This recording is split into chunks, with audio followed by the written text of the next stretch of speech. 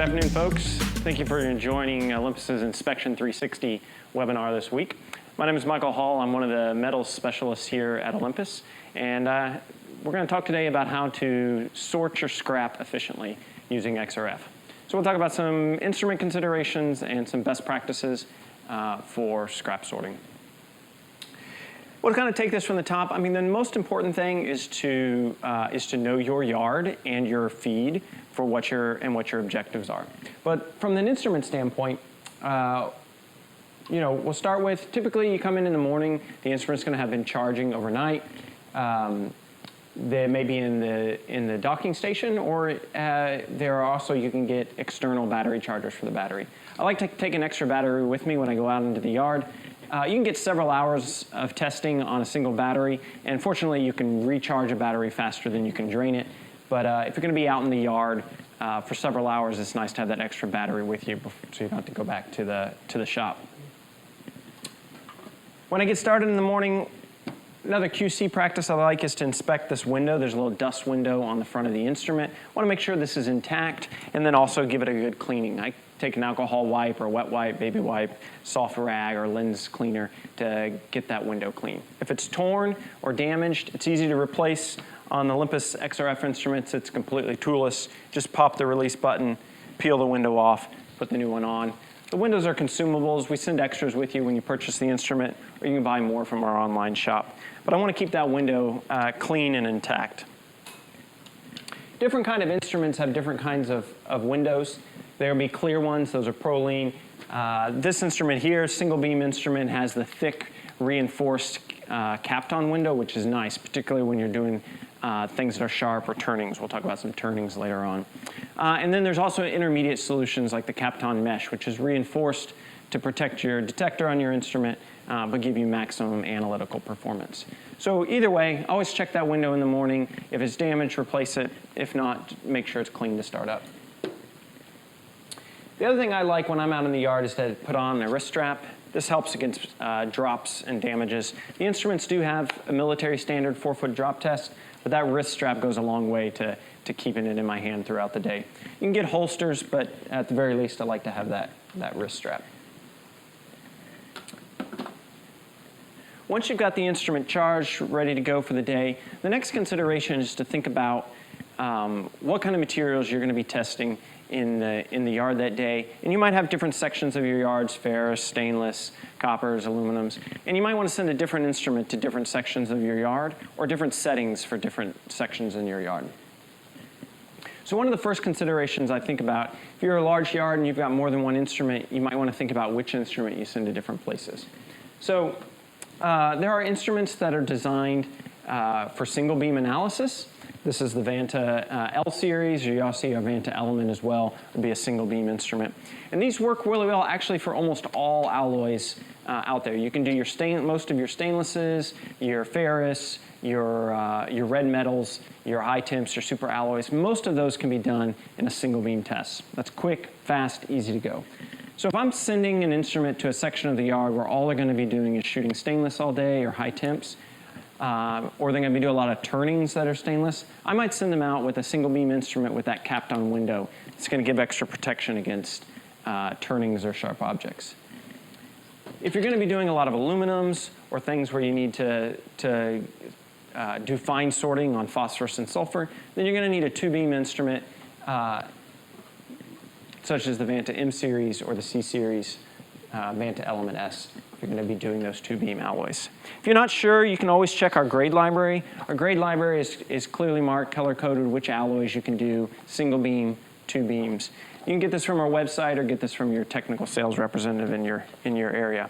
We also have little alloy guide slide rules that you can throw in your pocket and take with you if you're unsure of the specs for different grades as you go out.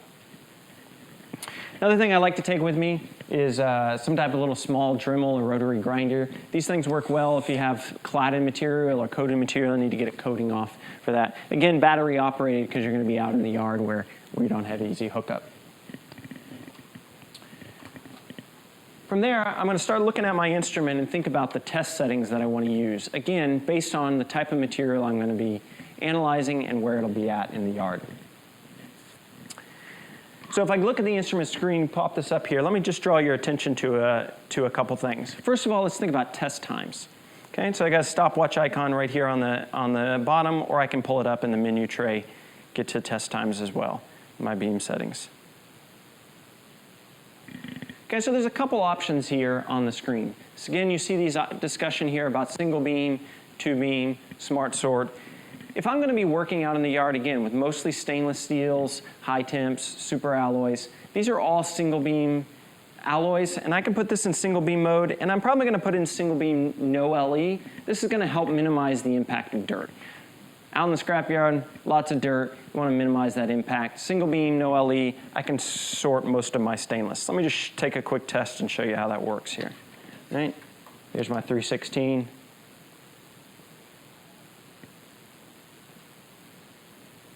.304. Nice and fast. 2 seconds. Good chemistry, good precision. All of these type of stainless alloys that I just shown, these are all single beam grades, so I can test them fast. And I don't want to worry about them, whether they have cutting fluids on them or dirt from being out on the truck or in the yard. So that single beam works really, really well in those contexts. The other option here is to use the smart sort. The smart sort feature uses the analyzer to make the decision on whether you need to do a single beam or two beam test. It makes the decision on your behalf. So if it's a fast grade, do it in a single beam, it'll stop for you automatically after the first beam. If it's an alloy that needs both beams to do the grade matching, maybe you need to see that magnesium, or see that silicon to sort that grade, then it'll automatically roll into the second beam. So I like to test with this smart sort setting if I'm going to be seeing a lot of different feedstock out throughout the day. If I'm going to be shooting aluminums one minute and then stainless the next, red metals the next, back to ferrous and so on, the smart sort makes the decision for me to do a single beam or two beam test as I move along. Let me show you what that looks like. Here's a simple grade, 6061. It's an aluminum. This is a single beam grade. You can see the instrument starts to test, exact match, stops after the first beam. This is pretty simple, okay? Take something like a low alloy like aluminum 1100. Not many microalloying elements there.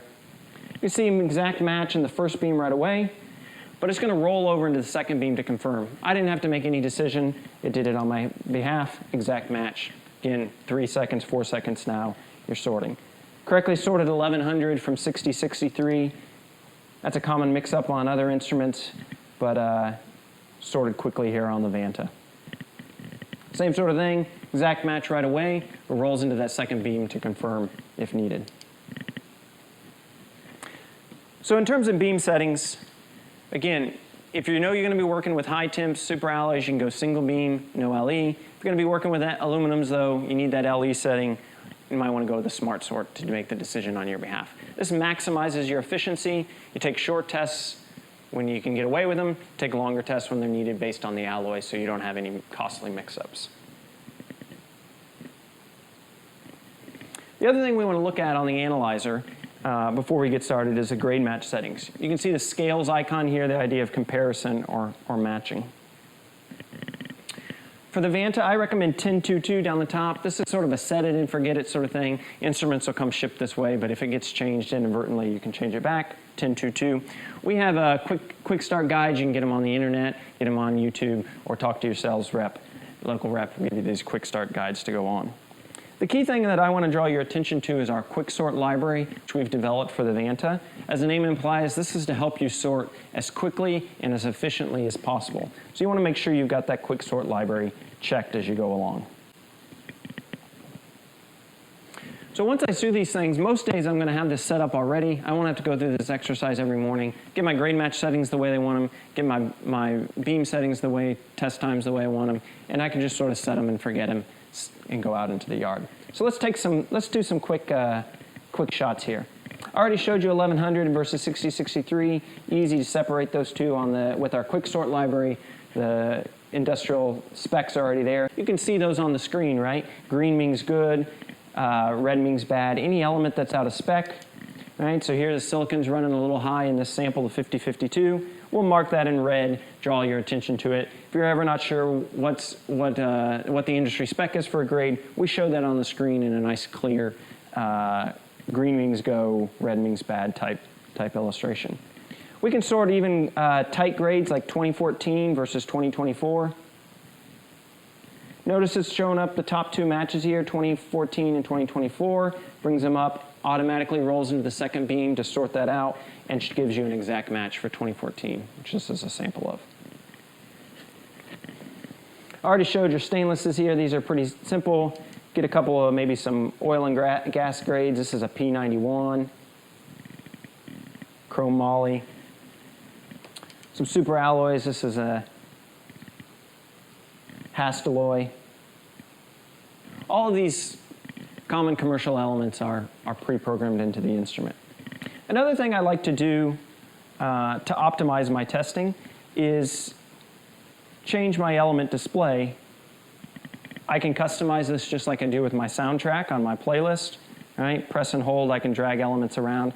And what I've done here is I've put the chrome, nickel, moly, and cobalt, the elements that are most valuable, I put them up at the top. That's what I'm paying for. That's what I'm buying on. So I like to put those elements where I can see them. Again, shoot a Hastelloy here. And you can see your chrome, your nickel, your moly. No cobalt in this Hastelloy, but you can see them listed there at the top. You can quickly change the display to sort by concentration, just by touching. So from highest to lowest, here's my nickel and my moly, my chrome, or in that customized order based on what you need. It's all easy to change this on the instrument. If all you're doing is sorting grades, you know, throwing aluminums in this barrel and that barrel, okay, no problem. You can just put the grade match at the top. But if you want to do fine sorting on chemistry, then you can display those elements there, which you're paying on. So I've got a lot of samples here today. We can just shoot through some things. It's a 3000 series here. This is easy to sort. You see it's closely aligned with the 5086. But once it automatically rolls, Smart Sort rolls into that second beam, we can sort that 3003 exact match there on the sample. Some molded aluminum here.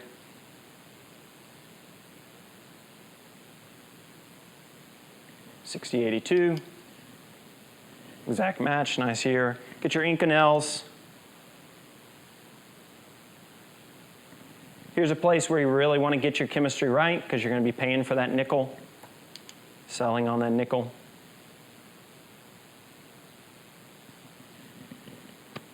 Same thing, red metals. This is a leaded brass. Nice match. Here's a beryllium copper. Electronic grades, we can do those. Pure copper, 14500. When it comes to turnings, same sort of thing. Shoot these. This is what we got here. This is a 300M. This is a modified 4340. Okay, a little extra vanadium in there. You see the vanadium's marked. Okay, already programmed in the library. Got those grades in here. This is a 909, another Inconel here, high nickel. When it comes to turnings, this is a place, like a lot of things in life, where it's more about finesse than it is strength. Obviously, those turnings run the risk of cutting that dust window in the front. So you just need to just place it down. You don't have to go Superman style down on these, just place it on. This is a titanium 6.4.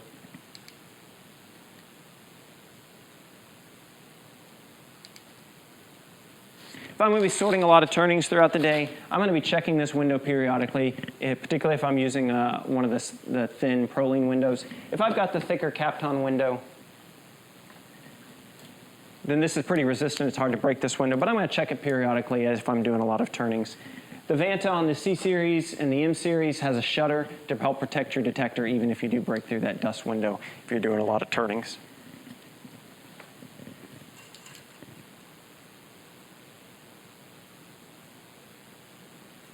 This is an HS188. This is another Hastelloy. You can see the high chrome, and nickel there, but also the high cobalt in this Hastelloy 188 alloy.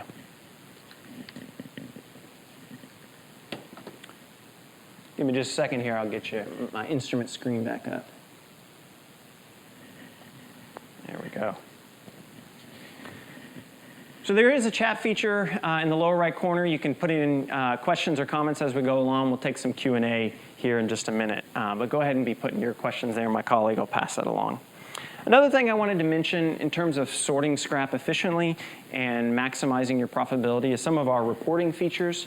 So one of the things that some yards like to do, you know, the truck comes in, they're gonna weigh the truck, give a bill receipt. You can use our panoramic camera to take a picture of the load or maybe the bill sheet, customer account number. You can put that metadata into the analyzer to be associated with those tests, who the customer is and the load, maybe the weight. And then we even have an averaging feature. You can take multiple tests and average the results. And then you use our reporting feature, make a nice report there for your customer, picture of the load, picture of the samples, chemistries, maybe run multiple samples in that truckload, calculate the average at the end, and generate a nice report. You can get that report directly to a PDF. You never have to connect it to a computer. Just stick a USB in the top of the analyzer. Export your results directly to the USB. Or if you have Wi-Fi in your yard, you can export the results wirelessly to your network. Yard manager can be sitting in front of the computer, grab that report. So this gives you efficiency, right? Truck pulls in, get the weight, take a picture, scan it, do some averages, get the chemistry, send it to yard manager wirelessly. You got your PDF, the truck dumps and pulls on, and you've calculated your weight, your chemistry, and your bill. So those reporting features help make your scrap sorting more efficient. Again, never have to connect it to a computer. Just use your USB or wirelessly export it to your network. So with that, I'll see what kind of questions are coming in. What can I tell you today? How can I answer questions? Yeah, so one of the questions that came in is about testing for carbon. So if you are getting in carbon steels, XRF is not the solution for carbon testing. We can do a lot of carbon grades. Here's a low alloy 4140.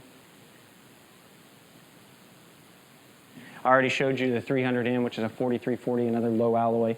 But in terms of just pure carbon steels that only differ in the carbon content, we're not going to be able to sort one carbon steel from another. This is just a pure alloy here, pure ferrous. Yeah, one of the questions is about spot size or analysis size. So in general, these instruments have a spot size of about the size of a dime, about 10 millimeters in diameter. It's a general spot size. And the nice thing about that then is that if you've got something that's coated, you don't have to grind very much material off to get a nice spot. We do have a small spot feature if you need to really get something small, if you're trying to maybe do the weld or something like that. But for general scrap sorting, it's about the size of a dime, and that works pretty well. That way you don't have to grind too much, and you get a good representative analysis that way.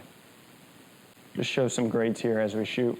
One of the things I didn't mention earlier, you take something, again, talking about that smart sort feature on our beam settings where it makes the decision for you on how much testing you need to do. This is a 400 series stainless steel. See right away, matches it to 410, 1620. Okay, these are very similar grades. The difference here is the sulfur. And so it puts you in the 400 series right away. If that's all you need to know, throw it aside and go on down the road. If you need to see that sulfur to separate 416 from 410 or 420, it knows to automatically do that and roll into that second beam.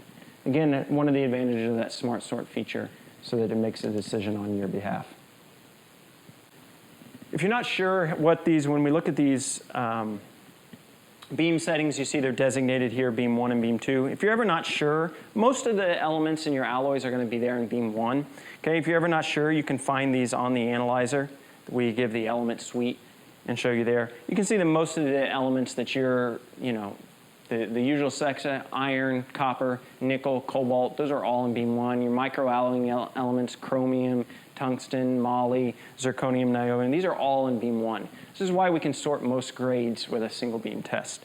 The only elements that are in the second beam that are critical is when you're doing the magnesium, the aluminum, the silicon, and phosphorus. The phosphorus and sulfur can be really important when you're really trying to do narrow sorting of your stainless steels. You don't want to blow that sulfur number and get penalized. So there you would need your second beam to get that phos and sulfur. Or if you're doing your aluminum alloys, you want to see your magnesium, then that's also in the second beam. In general, you know, bigger isn't always better. Longer also isn't always better in XRF. So in general, you should be able to take a quick test, 2 or 3 seconds, and be done. The one exception sometimes is to get that trace magnesium, you might need a little longer in that second beam. But in general, these can be fast. You can see I had this set to 2 seconds, and even with my aluminum alloys, I can hit most grades.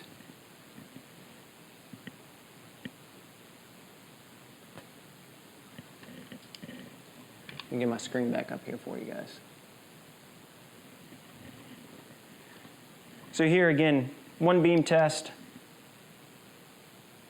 Quickly identifies 1100 correctly, rolls into the second beam, stays on 1100. Okay? But a lot of these aluminum alloys, 6061, you can do this as a one beam test. No reason to be testing longer. Keep it going. Get you sorted. Time is money. Cast grades, also no big deal. 355. One of the reasons you don't want to test longer than you necessary, obviously time is money, so you want to test as short as possible. The other thing about that second beam is that's where you're going to get yourself in trouble with dirt, right? So I was talking earlier on our beam settings. If I'm not going to be working with aluminums, going to be working with stainless or high temps or super alloys, I really like that single beam no LE because that minimizes the impact of dirty samples. Dirt, silicon, sand, it's going to impact your reading. And so I try to avoid that second beam whenever it's not necessary. Again, that's one of the advantages of the smart sort. But you roll in that second beam, the sample's dirty, didn't get clean, didn't get grind well, then the dirt might impact the reading and you might drop your grade match there. Okay? So cleanliness is important. This is primarily an issue with your aluminum alloys where you're trying to get that magnesium or maybe the silicon for some cast aluminums. Doesn't look like we have any other questions coming in. So again, I want to thank you again for joining the Olympus Inspection 360 webinar today. This recording will be available online for on-demand watching in about an hour. So you can come back to this link and view it again or send it along to your team at your facility. Thank you again for choosing Olympus.